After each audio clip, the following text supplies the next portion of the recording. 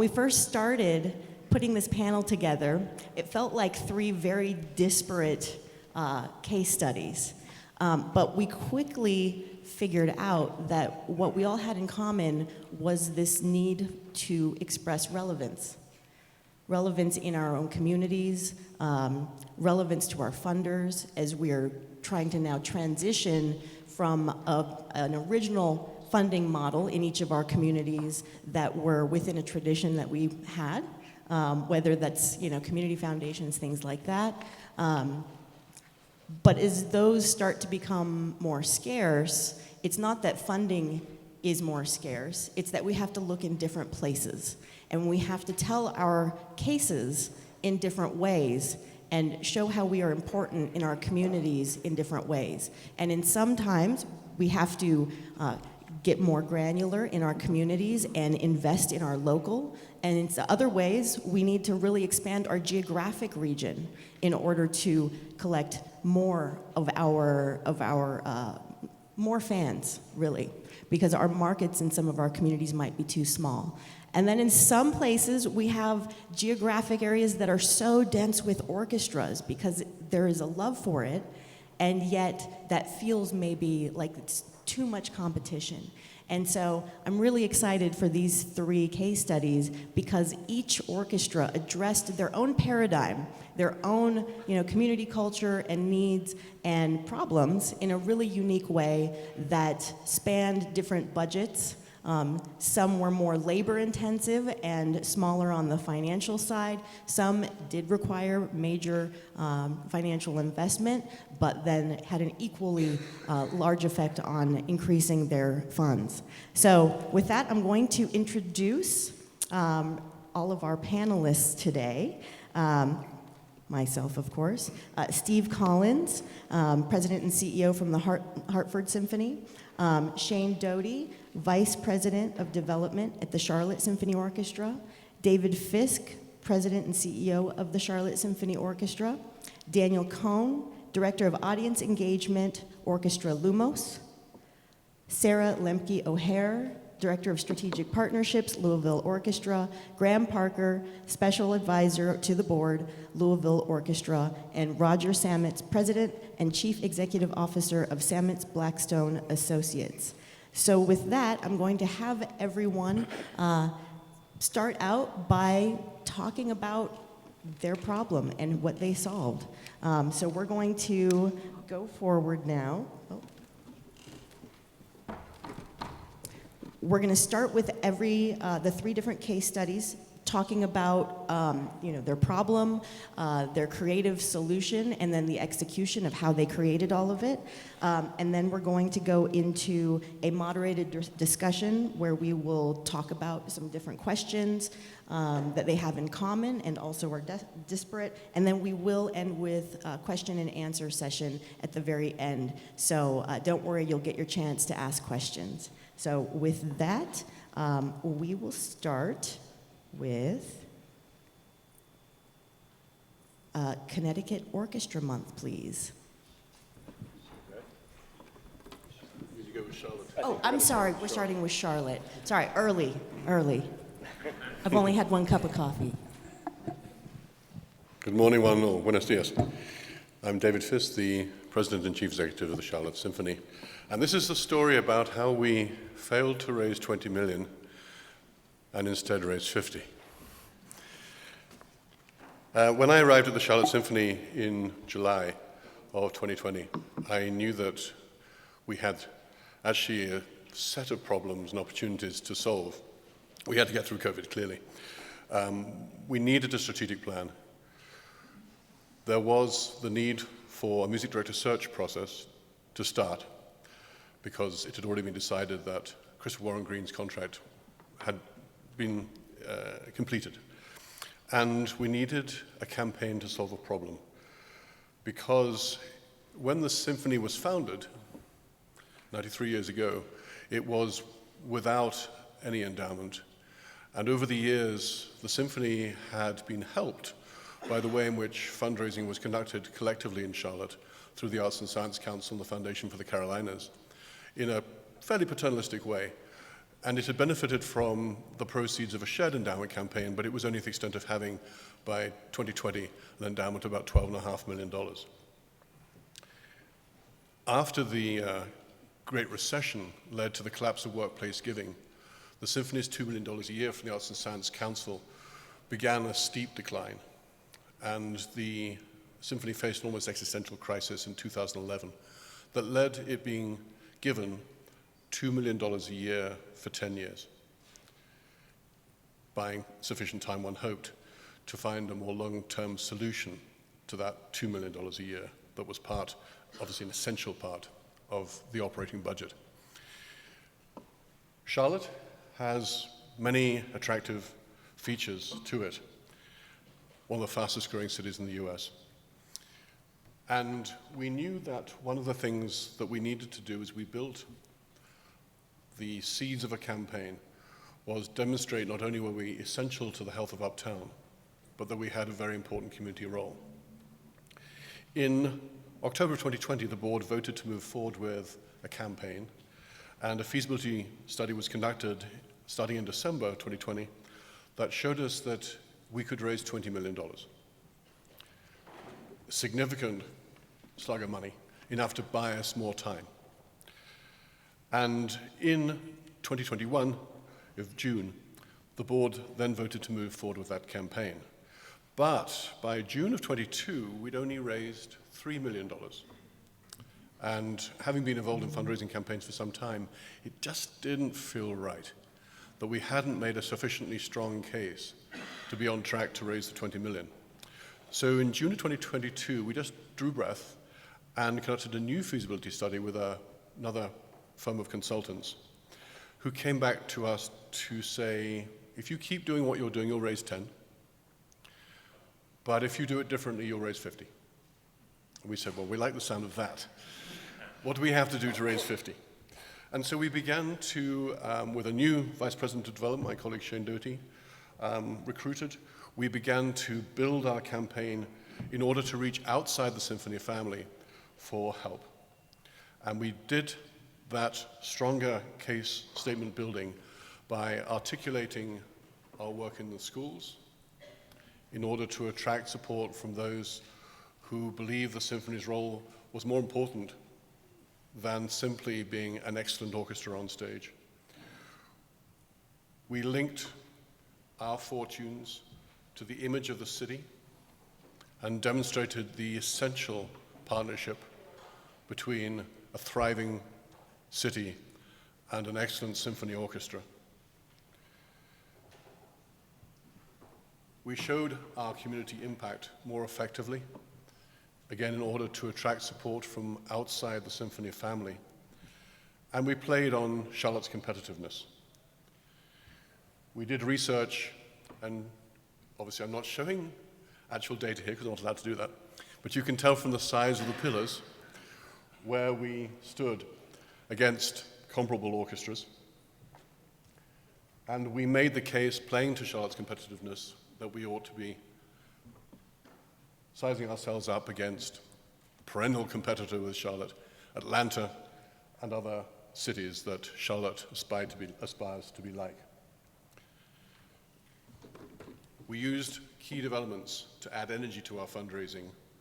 And I mentioned the strategic plan. By this stage, we were already operating it, but we were also well into the advanced stages of our search.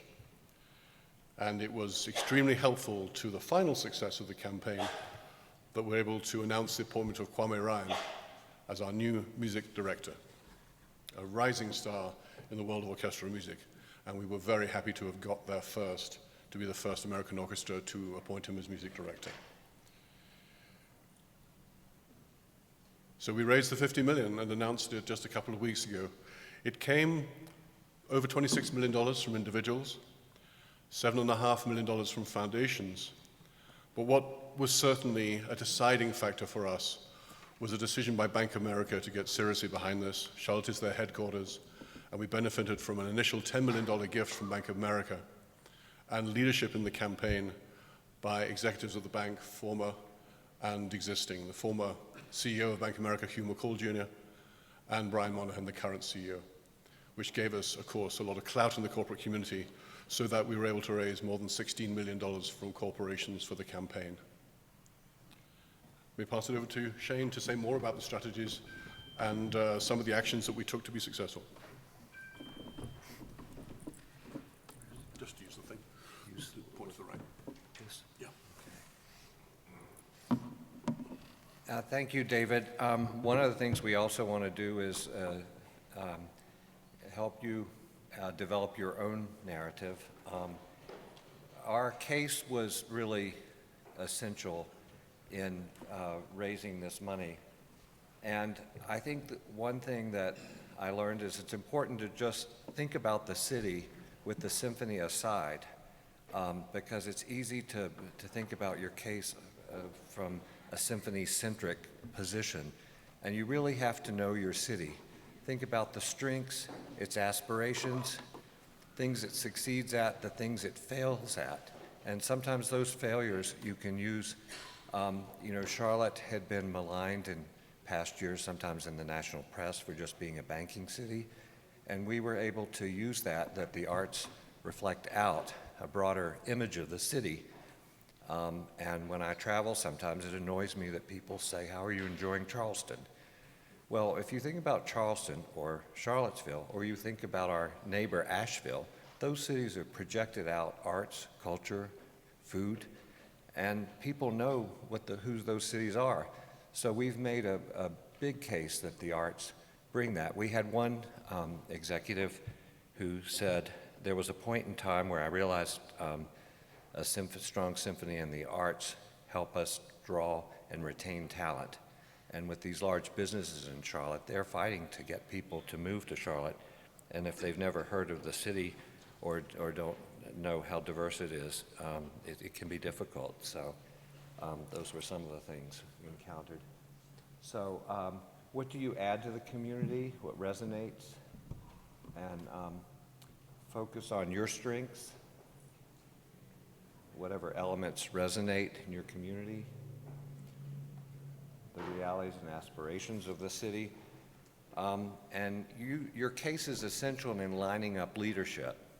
And don't think about campaign leadership as being limited to your board. In our case, most of our leadership for the campaign was not on the board, but they wouldn't have signed on without a strong case, and a case that really showed them how we advanced the city. And so that's really important. We had weekly calls, and those were really important because they were a limited number of people who all had the same goal. We didn't have people out doing rogue things, calling on donors without knowing. They were open time where we said wherever we thought needed to be said, and that's essential. And we shifted as we went along. We had a list of things that we wanted to offer, but if the trend was not running in the direction, we changed those, we changed the amounts. Lessons learned, I was asked to speak about: aim high enough to accomplish something, but have a plan for the first lead gifts. Campaigns are not textbook driven anymore. The old model were universities where you had a big, thick case study and you had a pyramid of gifts. We knew where our lead gifts needed to come from, but we adjusted as we went along. And own your history. You know, we all have great histories, and we have some warts here and there. In American history, they talk about the warts. So you have to own it. And we had some financial history, and we developed a one-page sheet that we gave out at meetings. We brought it up to people we knew were thinking about that. And then we also had an endowment fund that was restricted in the community foundation just for being able to draw the principal, and that gave donors who were nervous about things an ease.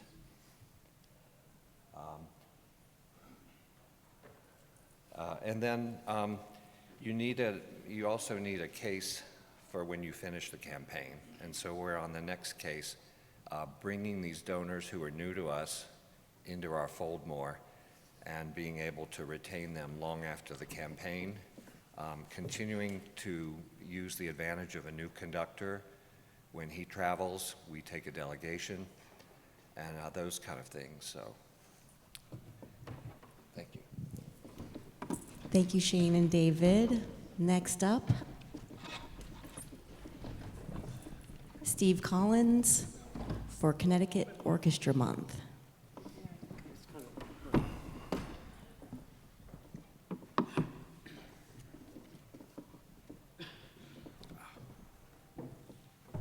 Okay, good morning, everybody. Thank you, David and Shayne. That was really wonderful. So I'm here to talk about Connecticut Orchestra Month, and I'll start by giving a little bit of background. So in case you haven't noticed, Connecticut is a very small state. In fact, it's the third smallest state in the country in terms of geographical size. Connecticut is about 5,000 square miles, whereas the average U.S. state is 50,000 square miles, and Utah is a whopping 85,000 square miles. Right? So of course there's differences in population and density and all that kind of thing, but you get the picture. We're a very small state, and we have very, very many orchestras. Professional, semi-professional, community, educational, youth orchestras, and they run the gamut. In fact, we figured out that there are at least, we're still not done doing the kind of census, there are at least 40 orchestras in our tiny little state. So that gives you an idea of the climate there. And in fact, I was saying to Simon Woods when we were doing the Connecticut Orchestra Month, I think we've unofficially determined that Connecticut has more orchestras per capita than any state in the country. So the problems and opportunities that we saw was that in terms of a problem to be solved, because we're all kind of in each other's backyards to a certain degree, there was a perception of competition and scarcity of resources, which may be founded to a certain degree in reality, but we realize that there's also an opportunity there to join forces and lift each other up, to celebrate this great density of orchestras instead of kind of hiding from it or not acknowledging it. So thus was born Connecticut Orchestra Month, a way to celebrate that richness. So I teamed up with my colleagues Elaine Carroll in New Haven Symphony. Elaine's right up front here if you want to talk with her later. And Russell Jones at Orchestra Lumos in Stamford, Connecticut. Russell is here at the conference, although I don't think he's in the room.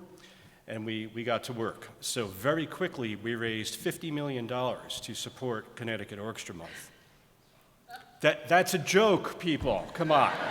We did not very quickly we didn't raise anywhere near $50 million. Okay, now that we're all awake, so we saw the opportunity, right? And the goals we had was to raise awareness and engagement throughout our great state, attract more new, diverse audiences and supporters, elevate, celebrate, orchestrate, and build a foundation to increase connection to civic leaders and media. I would add to these goals also the desire to establish a platform that we can then build on year after year so that we can establish some kind of longevity to this work. Our leadership partners were in place.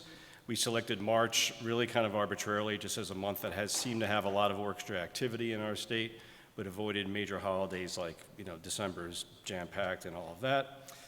We had a very tight time frame to get things together, but that's what we did. So we engaged, first we created kind of a census of what are all the orchestras in our state and who are the contacts there. We hosted Zoom recruitment calls to get everybody on board and to kind of flesh out the vision. We established 2 levels of participation. So there was a no-cost participation, which included a list and a directory of Connecticut orchestras, and Roger and Dan will tell you more about the nuts and bolts there. And then there was a deeper level that required a financial commitment. So we came up with a familiar formula to you all being league members, annual total expenses times 0.001 or 0.1%, right, of your annual budget. And what that allowed those participating orchestras to do is to have their name and link in the orchestra directory. We developed and provided marketing assets to promote the month, and event listing in a website that was created. And again, my colleagues will talk more about that. So we very quickly signed up 29 orchestras representing 19 towns and 48 concerts throughout the month of March. And this is an obligatory screenshot of a Zoom call to transition to Roger Sametz. Take it away, Roger. Thank you. So, as a Connecticut boy, otherwise known as a nut maker, we were excited to be the mostly pro bono partner in bringing this to life. You know, good ideas remain only good ideas until you get them into the heads of the people, you know, who are your target audiences. So we, you know, started with thinking about, okay, we're going to need visual expression, we're going to need messaging, and the criteria for that up here was really about accessibility and being welcoming and breaking down barriers. You know, as we talked at the beginning of this session about, you know, relevance, you can't really get to relevance until you get people to feel that it's accessible and for them.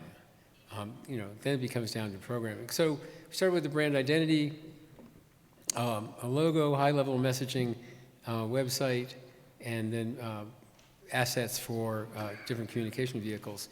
So this may not look like your average orchestra logo, and that's certainly by intent. It may even look like some logo for a sports team, and that was by intent. It was to be totally unintimidating, you know, no baton swishes, you know, God forbid any, you know, quarter notes, you know, really inviting and accessible. And the idea, we sort of built a very, again, sort of friendly color palette, deliberately not being particularly sophisticated, and then built a variety of marks. These are sort of badges, because when you have 29 organizations, you know, you don't know what their websites are like, and they're going to have to put this on top of, you know, their images or their website. So it had to be sort of self-contained, punchy, and we came up with the different colors because we didn't know what the environments would be. We developed a high-level message that sort of talks to both, you know, audiences and ultimately to perhaps state legislatures. You know, Connecticut Orchestra Month celebrates the essential role that orchestras play in our diverse communities, provides extraordinary experiences for people from all religions and regions and backgrounds, and spotlights the many gifted musicians who make our state home.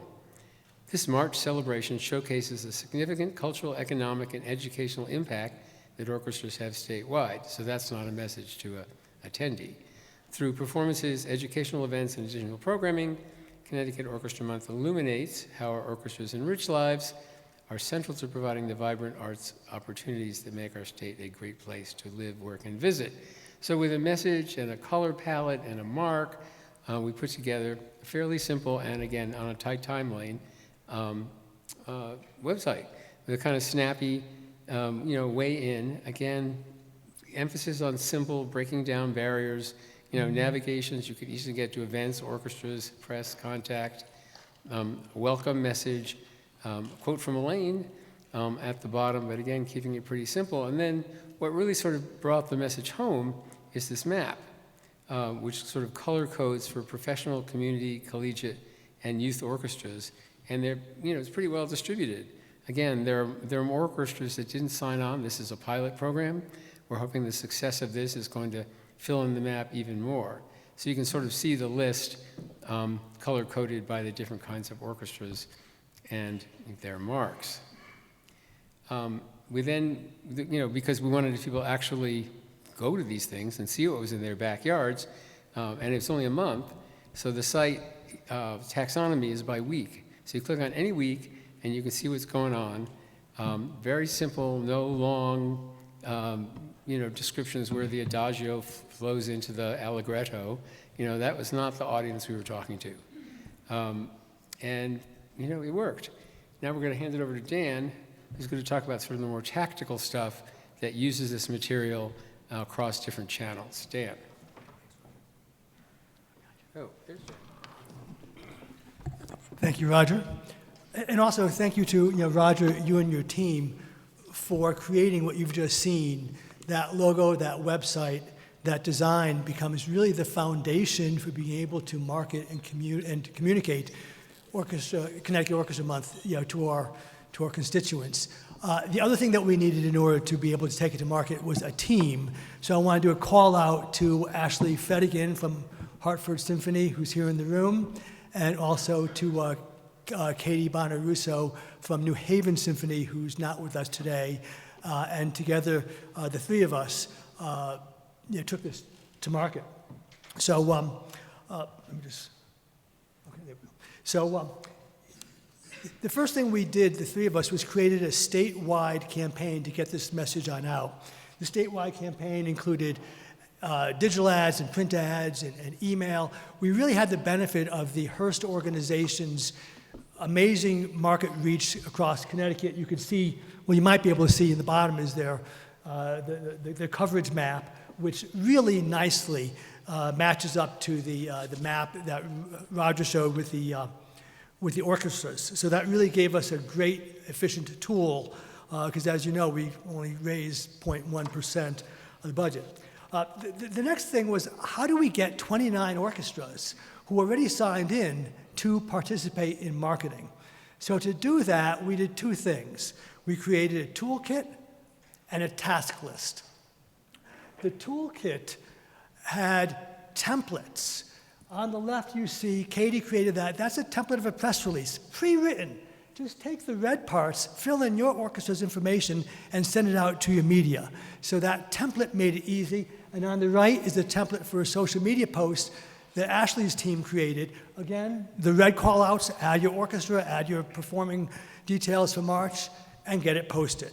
So these templates and toolkits, and these templates as part of the toolkit, made it easy. The next thing was a task list, telling them what to do in the week before March 2025, at the end of February, telling them in calendar what to do in March, and then sending them reminders, and then sending them reminders of reminders, and following up and chasing them down. But they got it. So let's look at what they did.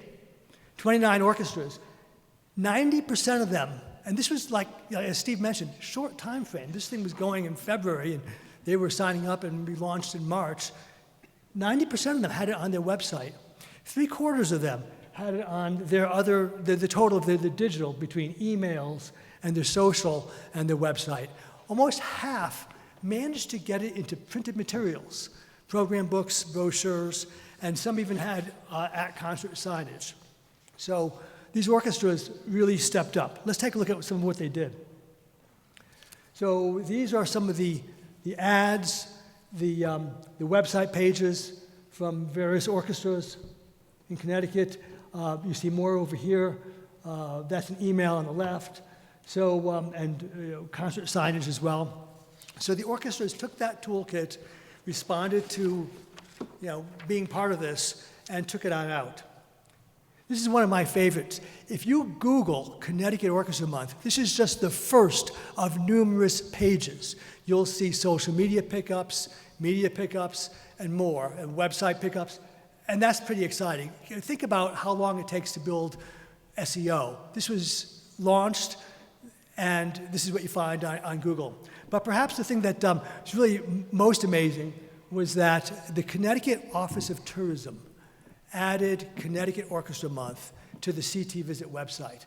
As Steve mentioned, part of our goal was to, in addition to raising awareness amongst our audiences in our community, but also amongst our community leaders. And perhaps this might be a platform to do it again next year. When the Connecticut Office of Tourism stepped in and did this, they joined us all in a Zoom call. I think we knew we were making progress. So let's take a look at the results. Over 4,000 website visits. Again, think about the short time frame. This wasn't something that was building up over months. This was building up over weeks or perhaps days. Also, 1/3 of the orchestras reported that they got incremental media coverage. Think about how much work we all do to get media coverage. They got, 1/3 of the orchestras got it, including at least 2 television articles that we got. Over 40,000 social media impressions, over 1,000 engagements of people clicking, 50,000 emails. The 50,000 emails led to 8,000 opens, 50,000 impressions and 8,000 engagements.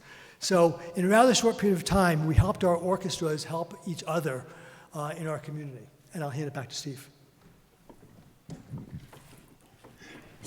Steve, we got to move along to our next group. So Sorry? quickly, please. Absolutely, yes. Thank you, Dan.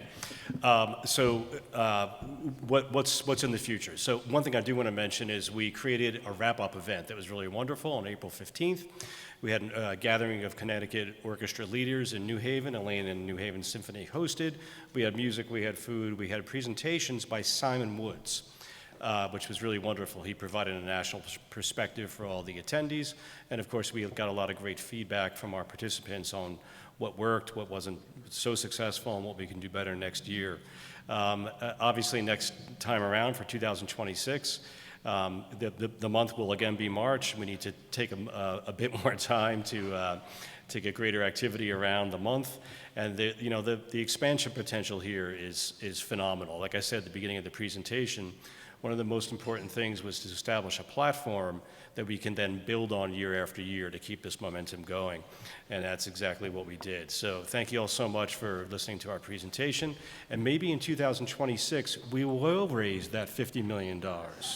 You never know. Thank you so much, Steve. Now, Sarah Lempke O'Hare, Director of Strategic Partnerships at the Louisville Orchestra. Good morning, everyone. Thank you so much for being here. I'm really excited to see so many faces out there. So I'm going to shape it in that I'm going to tell you a little bit how we got there, what it is. Graham's going to come up and talk a little about how we got there funding-wise, and then I'll wrap it up with where we're going. So COVID for us was a real incubator moment. It was a moment for us where we got to pause. We had a minute to think about all of these really great ideas that Teddy has had over his tenure, and what might it look like in the future if we started to do things differently, if we started to be more directly involved in and with the communities, not just in the city of Louisville, but across the state. And we have adopted this statement, artistic-driven civic leadership, as the impetus and our founding thought on how we move forward into the new era of the Louisville Orchestra. So one of Teddy's crazy ideas, that's kind of like the joke amongst our staff, is all of Teddy's crazy ideas, was to go all over the state of Kentucky. And so for an orchestra that's 85 plus years old, who's really only played in Louisville, the staff was a little hesitant. And we had a significant amount of leadership change at that time, right around the start of COVID. And I came on, and he's like, I have this idea, Sarah. What do you think of it? I'm like, it sounds really great to me if we could pull it off. I don't really know how we're going to do that, but cool, sounds good. So what we started to do was, I was like, we can't do this unless we really start talking to the people in these communities. So Teddy and I got in a car, and we drove around Kentucky, a lot of Kentucky, many hours in the car, and met with people in very, very remote rural neighborhoods. And we just talked to them. We asked, what troubles are facing your towns right now? Where are you struggling? If you had the opportunity to have an orchestra visit your town, do you think it would be welcome? Do you think people would enjoy it? Do you think people would show up? Do you think there's any interest at all? And what we found was a surprising amount of people, pretty much everyone we saw, was just chomping at the bit, that they thought everyone would come, that they did not see it as someone as coming in and dropping in and bringing this one thing and leaving, because our idea was not just to do orchestra concerts and leave.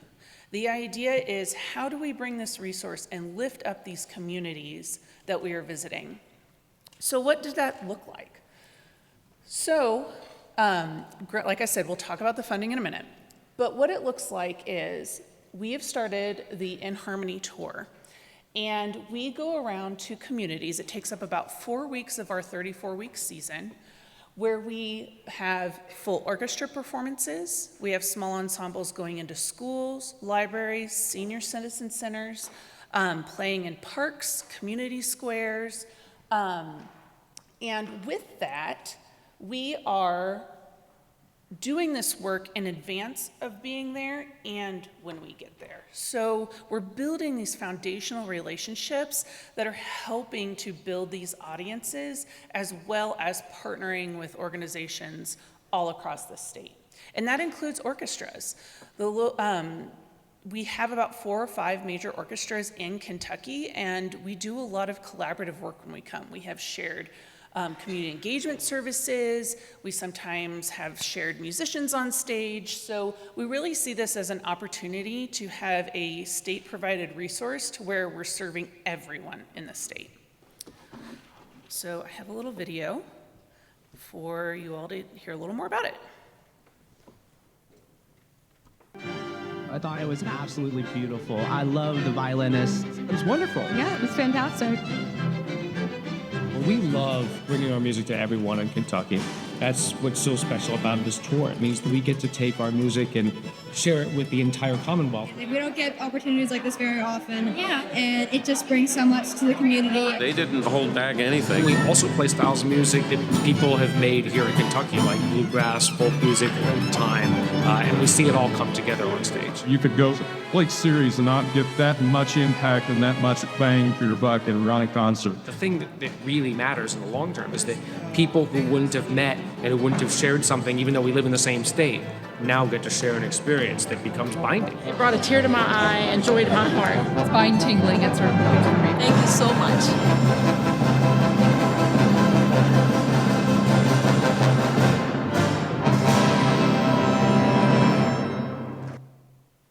So that gives you a little bit of taste of what it's like when we go on the road.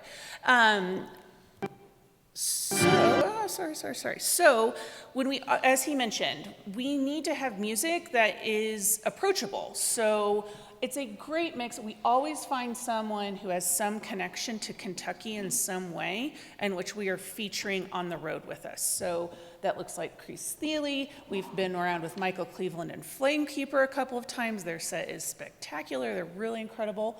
And so we find a way to have a set with a local artist or some artist connected to Kentucky, as well as just giving them a really wonderful, fun concert. It can be things that might be familiar, could be things, as Teddy calls, that are the old and famous pieces.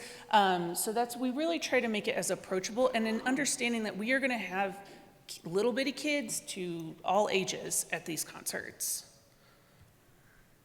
We've also had a significant increase in our social media from these. So you would be amazed at how much your little tiny mic can do.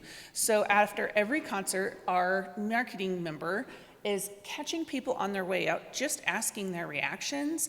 And these little statements have been pivotal for our case in raising funds for the program. And I'm gonna make sure if you do want these slides or would like to learn more about this, I'm gonna stay after and I'm happy to get your contact information. All right, so here comes Graham.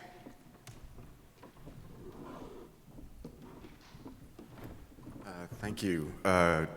Just to clarify, I was the chief executive during all of this as well. So I stepped down in March. That's why my title's weird. So funding this was a huge priority for the organization. As Sarah said, Teddy had many huge ideas when I arrived, when Sarah arrived, but this one was a massive idea that was utterly unfunded. And I want to mention a word here that we're all dancing around, is the word politics. Okay. This is where arts and politics and community is going to coalesce right now in this slide. And I want to say that I've done this orchestral work for 25 plus years. This is the most important work I have ever done because it was bipartisan. It blew me away in terms of the assumptions we make about people's political and their funding interests based on who they vote for and who they represent. So this is a moment I really encourage you all to cast aside assumptions about people's political parties and their interest in funding the arts, because it's wrong, okay? And we made the case for this in Kentucky. So, as Sarah said, and as Teddy had the vision for, this was not about what can us bringing a pre-described idea to you and your community and telling you what we thought we wanted you to do. We actually asked the community what they wanted. And this goes with the first point, is that we were there to solve social and actually political things that politicians struggle with, how to bring community together, how to make resources count across, in our case, a Commonwealth that is very divided, urban and rural. There is a huge chip on their shoulder about the amount of resources Louisville receives versus the rest of the Commonwealth. So we worked with politicians on understanding in rural communities, what can we do to help you solve your problems? It was the other way around. It was, what can we do for you to solve your problems? Make the arts part of your solution. Secondly, hire a lobbyist. This is really complicated work. It's very sophisticated work, and you need to have someone sitting with you at every meeting with every lawmaker, telling you what the politics are going into that meeting, what you heard, how they translate it for you, and what you do as a result. Oh, I forgot to say, we've buried the lead here. We never told them how much we raised. Sorry. $4.3 million for 2 years, and we got it renewed for another 2 years from the GOP-controlled state legislature in Kentucky. Okay? Hire a lobbyist, listen to them all the time, put every single decision, as Sarah mentioned, we have been all over the Commonwealth.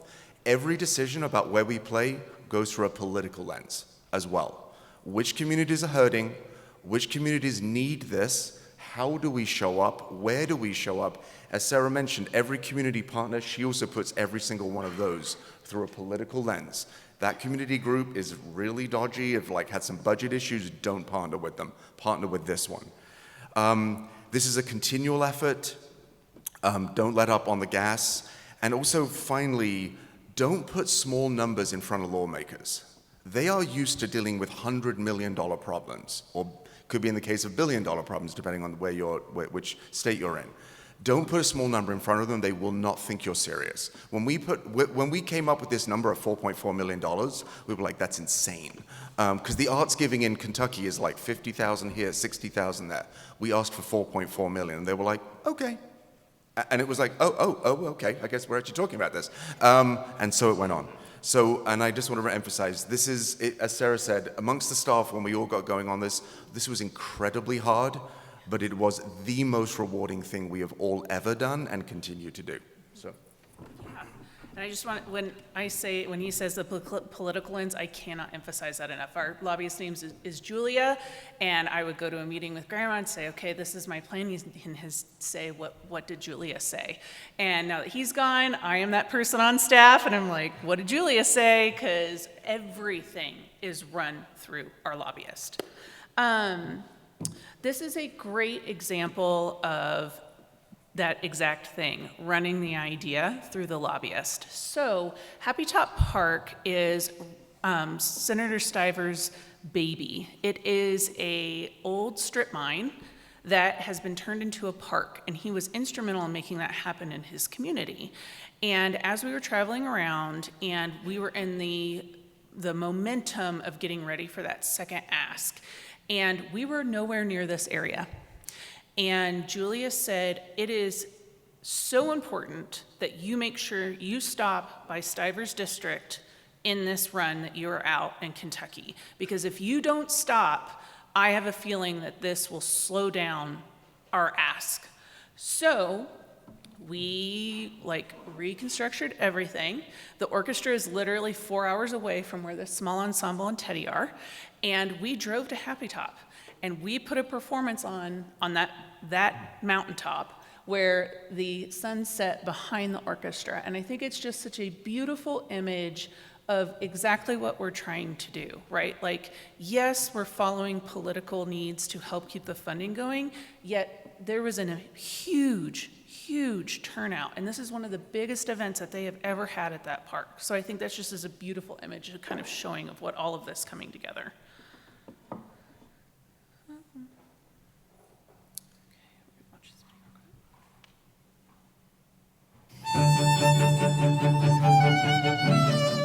I loved it. I thought it was just, especially with the scenery and with the nature sounds and everything, this was just a beautiful performance and evening by both the orchestra and Chris.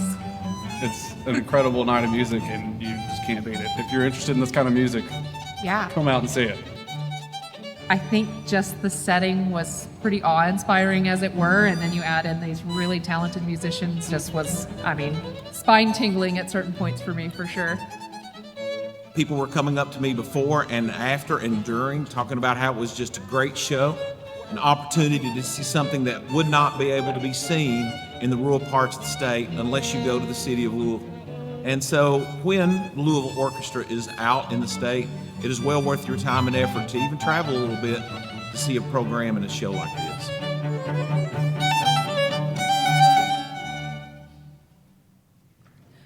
The man speaking at the end is Robert Stivers.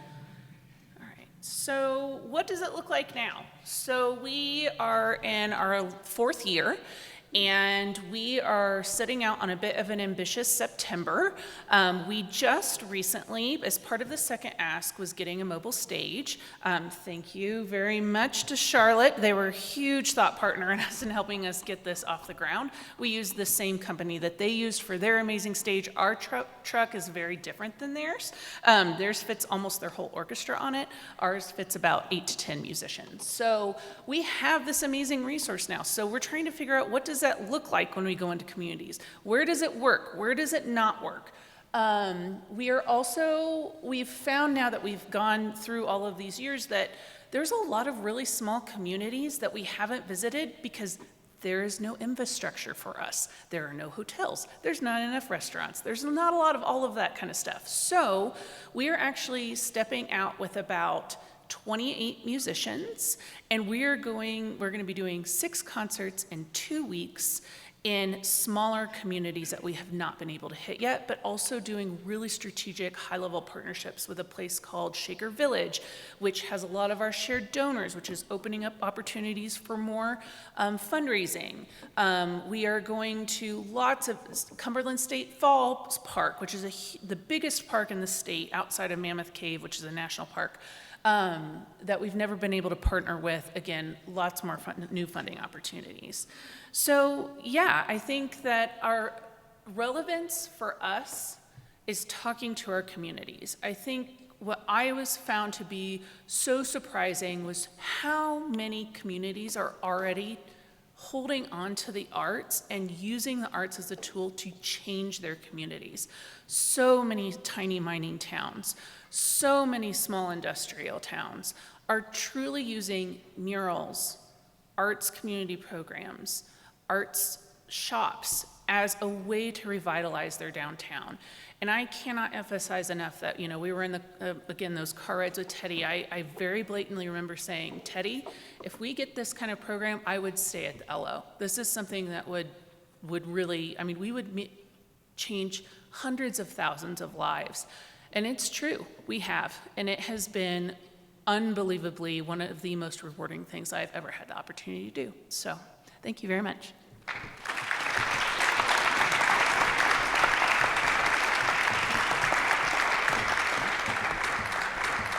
Thank you all so much for these great presentations. Most of you dealt with these ideas of public perception barriers and those challenges, and I love that much of the public perception that we all internally think about are actually not real. And so I just love that you all in Louisville went out to the rest of Kentucky to find that all out.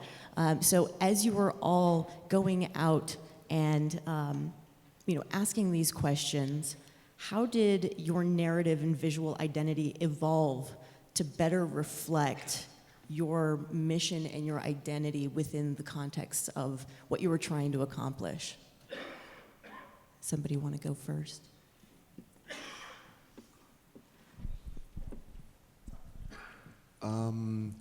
We stuck really tight to this idea of this artist-driven civic leadership, this idea of what can we do as an arts group to help change society?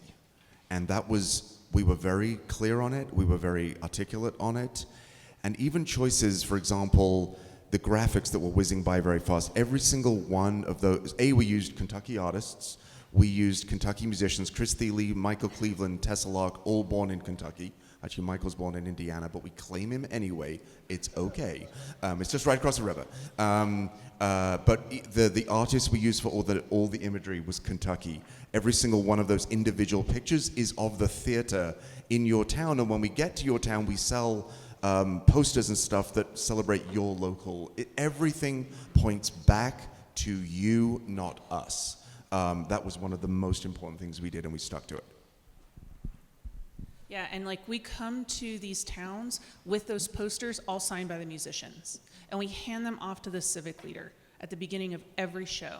I think it's just those little things make a huge difference. And I forgot to mention, I have our printed impact report on all of these front tables. Feel free to pass them around, and if they wander off, that's fine. But yeah, I just want to make sure that, yeah, we have PDFs too we can send. We knew that our community activities would be of foremost interest across the city, but even beyond that, I was struck by Charlotte had was all about equity with a booming city means rising costs and issues with housing, affordable housing and things like that. And this mayor had done an equitable fund that raised a huge amount of money. And I was struck by, most of the donors who were not involved with the arts. We're really focused on that.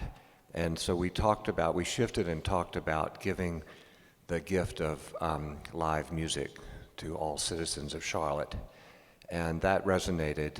And so we had foundations that would say to us, well, we really don't give in the arts, but they got the community aspect of it. And it wasn't just about our concerts. It was really that experience of live music. And so that it broadened, and we made the case about the arts bringing together community. One foundation is all about community, but they don't give in the arts. And, is there a sector of the world that is more community-based than the arts? I mean, we're all about community, so.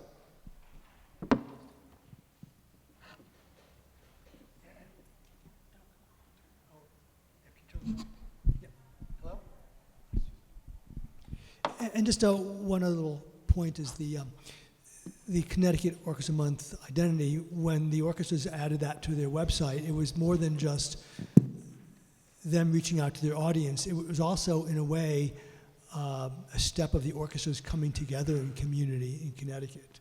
So it kind of embodied that, and they were putting their skin in the game in that regard. So that was a step forward. Yeah.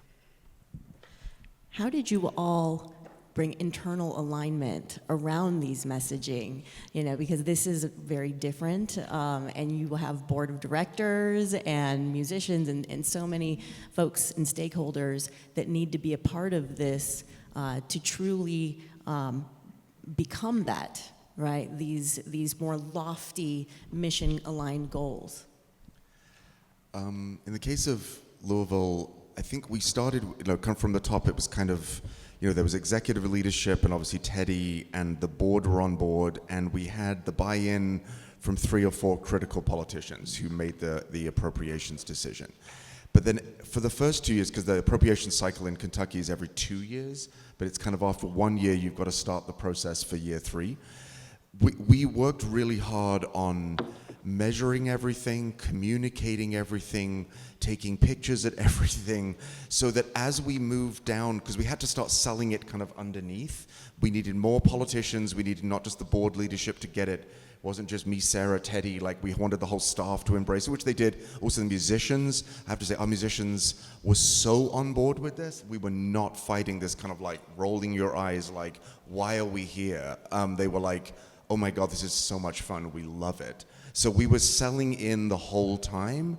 We invited every local politician in their area to come, to give them the microphone at the top of their politicians. They love to speak. So, no joke. And they're good at it too. And they also introduce you to all these other people you need to meet in their community. So it was a sales process going through the organization the whole time.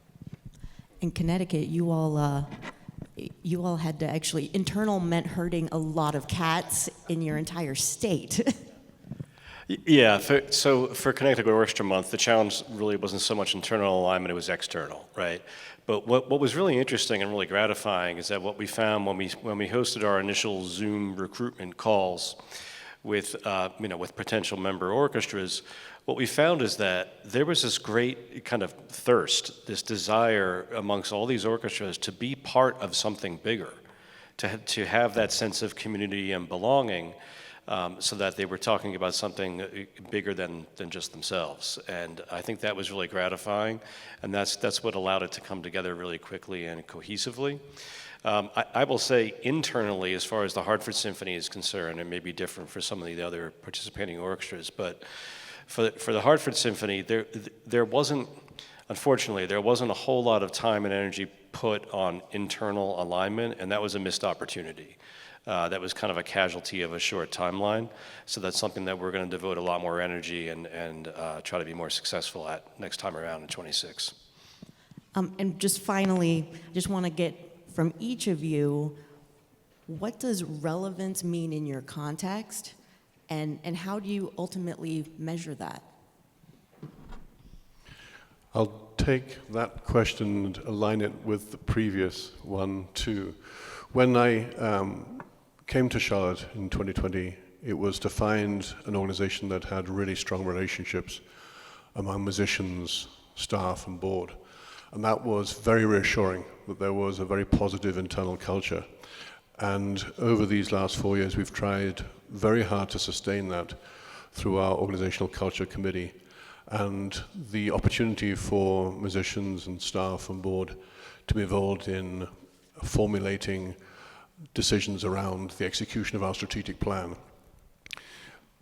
We were able through this campaign to demonstrate the relevance of the Charlotte Symphony to our larger community, but it was incredibly important as we were doing that work to maintain that alignment. And you referenced our mobile stage, and that was an example of an innovative initiative that came out of one of our board-led committees, the Innovation Hub. And we rolled out our mobile stage in April of last year. And it was incredibly important for our process and for the chances of success that we should have a decision of that magnitude to proceed to commission a mobile stage and to implement it, endorsed at board level, including with the votes of the musician representatives. That mobile stage is now fully endowed and paid for as part of our campaign. And talking about public funding, it aligns entirely with the driven mission of the City of Charlotte to redress historical imbalances of equity. And the mobile stage is being fully funded by the City of Charlotte in order to be used in the 6 corridors of opportunity. So again, I think showing that alignment between public sector priorities and private sector priorities is essential for success. I'll chime in. I think you can't get to relevance until people have some awareness and want to try things. I mean, relevance really means, meaningful to me. So sure, John Williams might be meaningful to me, or Harry Potter might be meaningful to me, but that has a lot to do with familiarity. So if we don't break down barriers and get people to sort of try things, they won't achieve any level of familiarity or comfort. So I don't think, so a lot of relevance, at least in my head, has to do with programming, but you can't get there unless you break down the barriers and let people in. So, our goal was first awareness and accessibility and breaking down barriers so that we could move to get people to experience things that could then become more relevant to them. I'll piggyback off that. I think, in some ways, to me, relevance is access. And it's not just access to these communities of high income, low income, rural, urban. It's access internally with our musicians, with the board, with the staff. I mean, I'm going to be real. He painted a little bit of a rosy picture for the staff side because it's taken 3 solid years of getting all of the staff on board. There is a true sense now that this piece of the work we do is keeping us viable, afloat, impactful, and more so than our actual stage concerts, does it use every single department. It is the most cross-departmental thing that we do, where half of our senior staff is on every single run, because it requires that much staff input from all of us to make it happen. So I think that we all have to buy into it from every single side for it to be relevant and for it to happen. Thank you all so much. I think that's a really beautiful depiction of really all of us with the goal of showing up for our communities and for each other. And that's a really big lesson for us. I want to open it up to some questions. We have about 10 minutes left.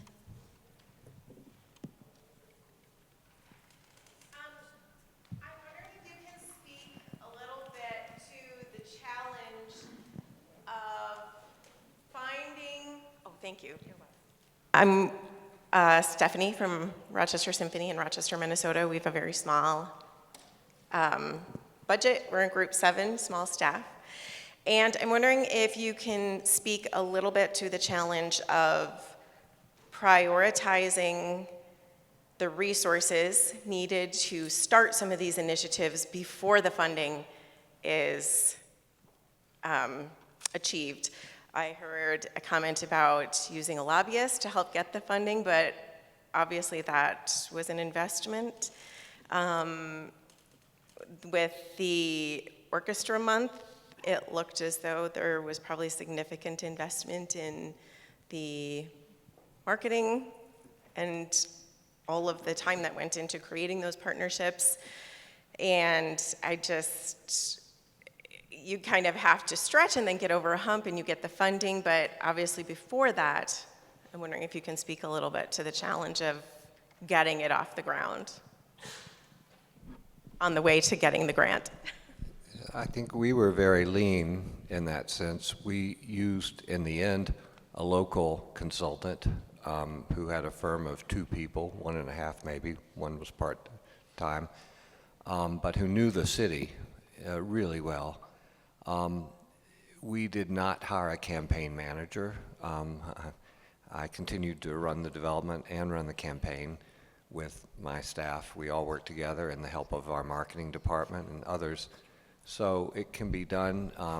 We originally had printed materials. They were not the right case. We had to toss them out.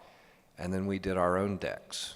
You know, I would plop pictures down with my limited graphic ability, and one of my assistants would make them look good, and then marketing would take and then bring them into another level. So we didn't just go out and hire people and do expensive kind of things. We ran a very lean shop, and in the end, your top people in your community, your most experienced business people, will prefer good and solid ideas to flashy materials.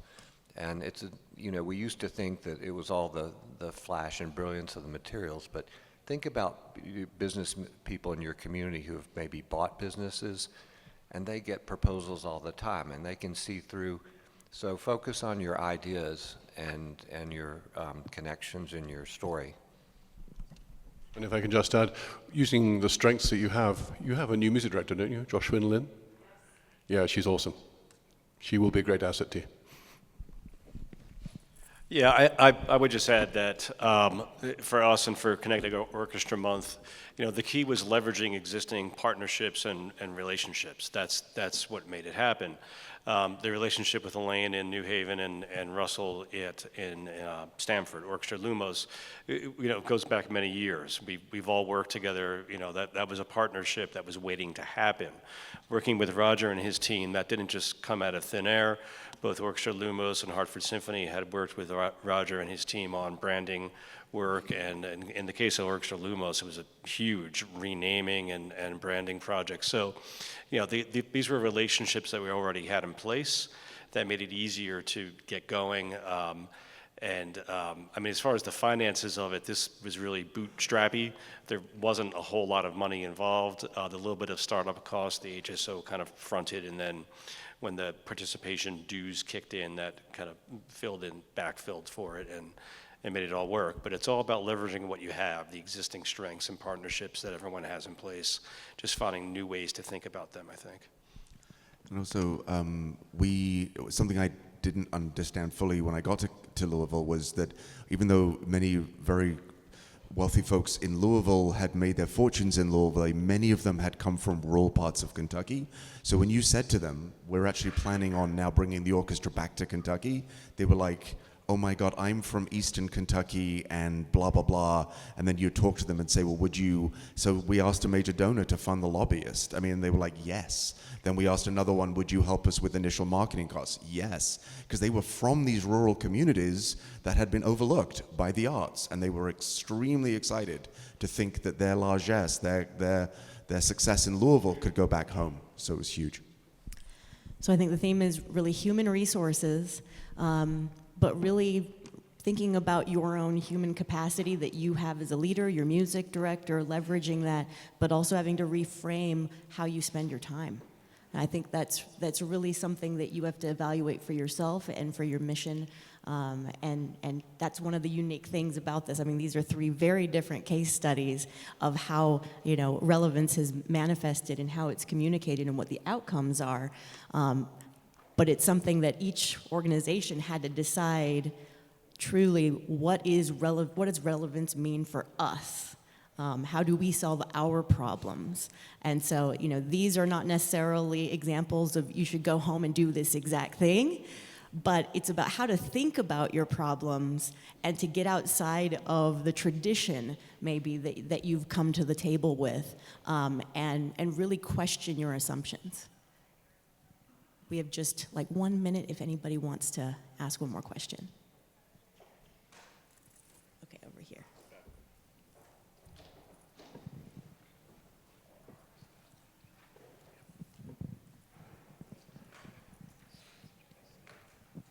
I'm Rebecca Netterheiser, and I conduct the Wartburg Community Symphony in Waverly, Iowa. And I had just a quick question, and I know this isn't the only metric we look for, but did you notice when your Connecticut Orchestra Month, was there an uptick in ticket sales did you even have a metric in place to really notice that? But you did say, emails and social media, but I know ultimately that's all of us were thinking that, like, gosh, were there more people in the halls?